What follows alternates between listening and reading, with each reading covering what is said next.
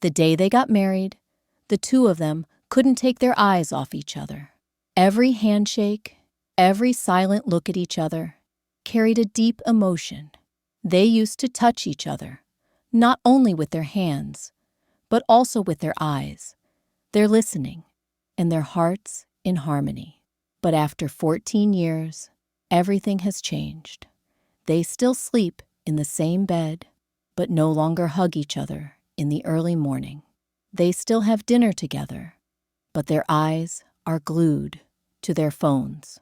The conversation of the day now revolves around children, bills, and, "Did you remember to pay that bill?" There are no longer stories about the future like they used to talk about before marriage.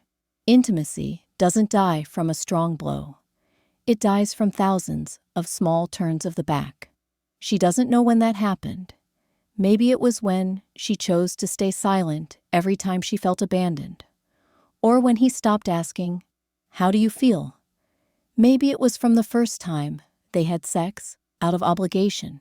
Gradually, they became roommates, sharing responsibilities, but no longer sharing feelings. He thought he was still a good husband. He didn't cheat. He worked hard. He didn't yell or abuse. But he didn't know that every time he passed her without looking at her, a part of the connection between them was lost. Every time she dressed nicely and he didn't notice, she felt like she was no longer a woman in her husband's eyes. She missed the feeling of being touched by eyes, missed the times Daniel put his hand on her back when walking on the street, missed the unhurried kisses, simply because they missed each other. But now, every touch was accompanied by awkwardness. She didn't refuse, but she didn't feel anything either. She tried to talk, said she felt empty, but he didn't understand. He thought she was too sensitive. Maybe it was stress from work.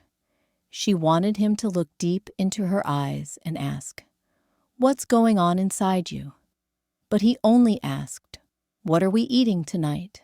And so she withdrew. No more demands, no more blame. She learned to turn off her emotions, a survival mechanism, so that she would not feel hurt every day, a mechanism that should not appear in marriage.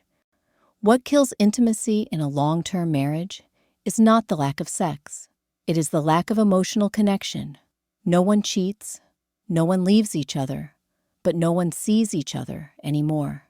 She used to think she was too fragile, that maybe women after 40 all feel like that. But then she met a divorced friend.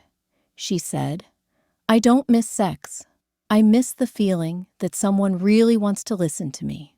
That sentence made her realize intimacy doesn't come from the bedroom. It comes from the living room, from the kitchen, from the small touches in everyday life. One night, she looked at him, watching TV, the dim light reflecting on his wrinkled face. She remembered the years when they were very close. And then she spoke without blame, without resentment, just a gentle question. "Do you remember the last time we hugged each other for a long time?" Daniel looked at her, for the first time, really looked, and something inside him woke up. He held her hand, not out of obligation, but because he missed her. The next morning, he woke up with her to cook breakfast, exercised with her. The two of them showered together like newlyweds and took the kids to school together.